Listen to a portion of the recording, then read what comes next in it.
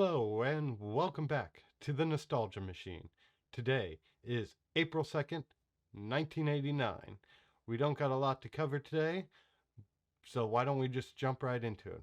First and foremost, we got the question of the day to do. So let's just pick a page right now at random, and we did left page, and we'll do at the bottom today. Have you ever thought about dating a really good friend? Um, that's an interesting question. Dating a really good friend. You know what? Yes, I did. Once. We'll get into that when I get into my stories. Um, yeah, the answer, just briefly, is yes, and we'll get into that later on in these videos. But that's the question for the day. Let me know down in the comment sections below what your answer is. Have you ever considered dating a best friend? Let me know. I really want to know from you guys, as well as you guys are going to hear from me. So comment down below and let me know. Other than that, let's jump into the content for today. We have 2 TV shows to go over and a comic book. Something small, sweet, and to the point. So let's just jump right in. The first show we got for today is Chip 'n Dale Rescue Rangers Season 1, Episode 6. The episode is titled Kiwi's Big Adventure. Watching Chip 'n Dale for the first time in years was very comforting.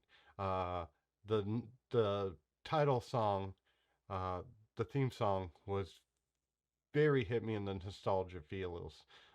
I remember that song just as much as a lot of other theme songs that we're going to cover. But that song really meant a lot. Watching this episode again and hearing that theme song. The episode content, let's talk about it. For today's episode, Kiwi's Big Adventure, the rescue gang had to help out these Kiwis who thought their flying machine was like some type of god to help the Kiwis fly again. They get into mishaps. They fight a crocodile.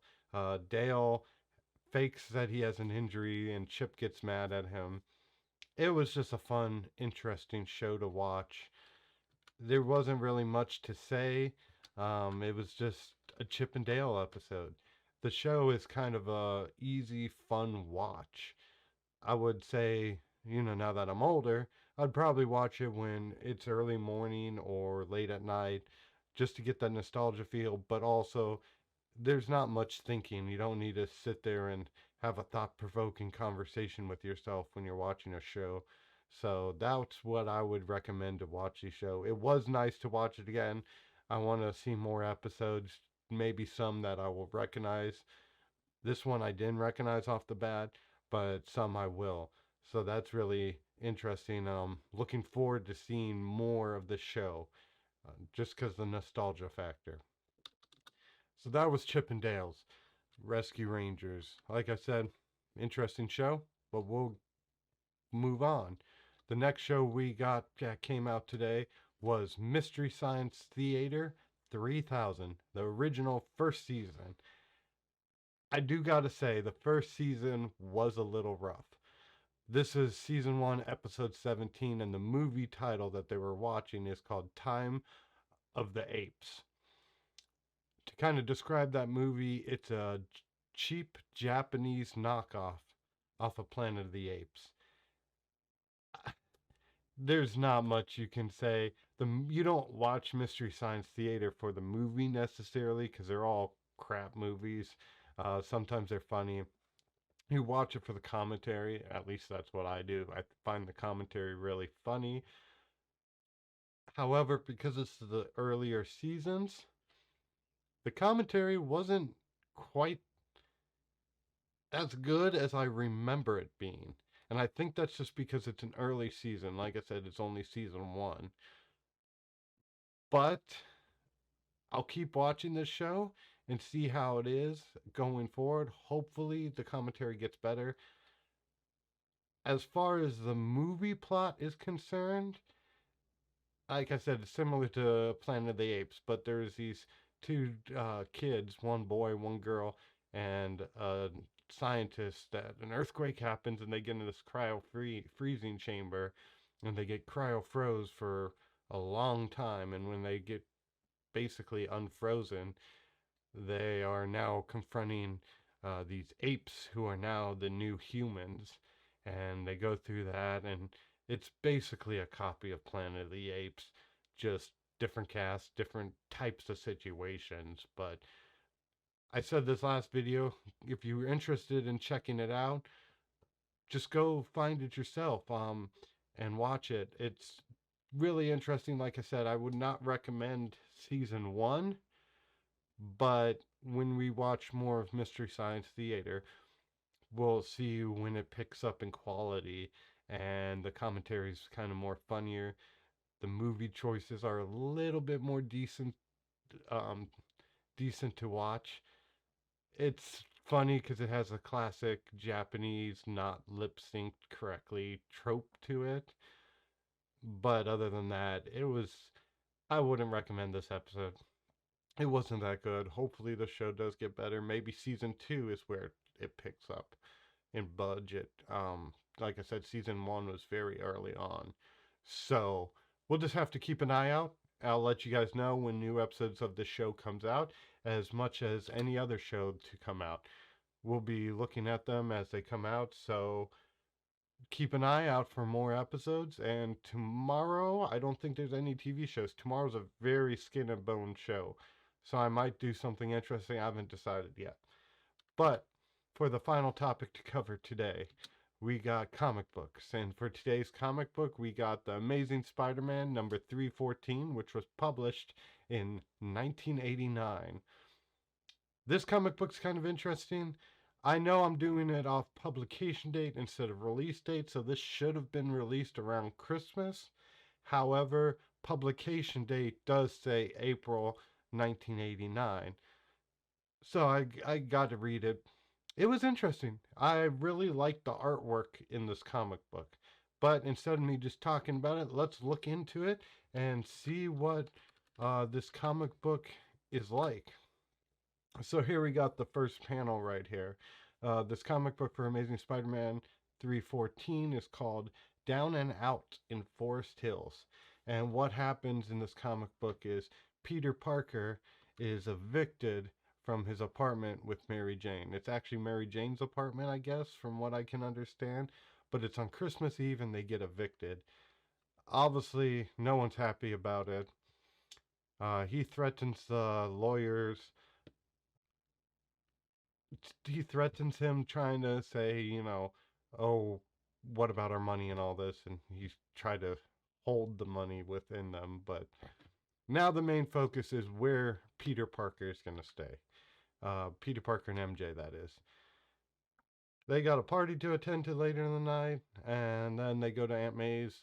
Aunt May offers for them to stay there, but he denies it, saying, oh, they have a place to stay, even though MJ doesn't know what he's talking about. But that will get resolved in a little bit. Then we go over here, and you have the CEO of the company who evicted Mary Jane and Peter Parker, and the lawyer who we just saw get confronted by Peter Parker as this plot to assassinate the CEO because he's kind of like what's it called, a Scrooge type character. He doesn't like Christmas. He doesn't understand double pay and all this. He doesn't want any of that. But he plans to assassinate him. And now we're back to Peter Parker, and they're going. He sends Aunt May back to their house, and they get their stuff out of the apartment, and they're walking to go to the party and get ready. And MJ tries to ask him, where are we going? What are we going to do? And Peter Parker basically says, oh, we'll figure out a way. I don't want to burden my aunt by asking her to stay with her. She doesn't feel that that's the right thing to do. So they have to find out other options of where they're going. And while that happens, they see a mugging, and Spider-Man has to go. MJ basically says you have to do your job and go. So he turns into Spider-Man, or turns in. gets into Spider-Man and goes and gets this kidnapper. And he eventually gets a mugger. He gets a present from this old nice woman who he saved. And he goes off and fights another day. Then at the security guard, the lawyer who's in charge of trying to kill that one guy, abducts a private security and throws him in the back of the van and takes off with his plot in place. Meanwhile, Peter Parker goes to JJJ and tries to ask him if he can stay at his place. Of course, JJJ, being the typical person he is, basically says no, unless you get it out of your paycheck or whatever. And so Peter Parker's like, yeah, I'm not doing that. They mingle in the party. They have, the typical party. MJ's there, and not really much to talk about there. But Peter Parker does come with a good idea for where they can stay since they can't stay at that apartment. He goes to a boxing gym, and that's where he sees Flash. And Flash is, I guess this is way after high school, so they're kind of acquaintances. And Flash agrees to let him use the apartment upstairs from the gym and let them stay there until they can get better living arrangements. And Flash says, "Oh, I'll stay somewhere else." So that was nice of Flash. I like how, I guess he used to pick on Peter in high school, and now they're like buddies, or in a sense buddies. They hang out and they do stuff together, and they have a respect for each other. So I appreciate that, and the fact that Flash did that for Peter Parker. Here we got the more plot of the lawyer guy with the Scrooge dude, and the lawyer basically is, "Oh, I'm holding you up, and I'm gonna kill you and take your money because you don't deserve it." Um, then we get jump back to Peter Parker, who on Christmas Eve visits his uncle's grave. He has this nice monologue about how he wants to do all this stuff as Spider-Man and help people, but all this personal issues is getting in his way, like being evicted and not having a place to stay and trying to be there for MJ, but nothing ever is there. And then he basically makes a decision to himself that this may be the right thing to do, even though it's hard. The typical Spider-Man story. So here they are, the lawyer who's becoming a criminal now, and they get in a shootout with the local security guards. And that's when Peter Parker hears the police calls. So he turns back into Spider Man to go confront these criminals and save the hostages. Basically, that one CEO of the company that actually just evicted him. So it's kind of interesting dynamic in that part. He still saves them even though he knows that they're the ones who evicted him. So that's interesting. In the talking about going back a panel, in the gun battle, this on the street Santa Claus was taken hostage and put into the van. So that comes in play in a little bit. So Peter Parker fights, and now we get into the whole Marvel action of him taking down the criminals that are in the thing. This panel right here at the bottom of Spider-Man in the snow, right before he leaps on someone, I love this artwork. This is my favorite artwork right now from Marvel Comics. This panel, just the detail in it and how he's posed is really cool. I really appreciate this piece of art of Spider-Man. It's really good. Then when he gets confronts the lawyer and tries to disarm him, sure enough, the hostage Santa Claus comes and helps him out once he gets a gun pointed at him and thunks him on the side of the head with his bag of presents.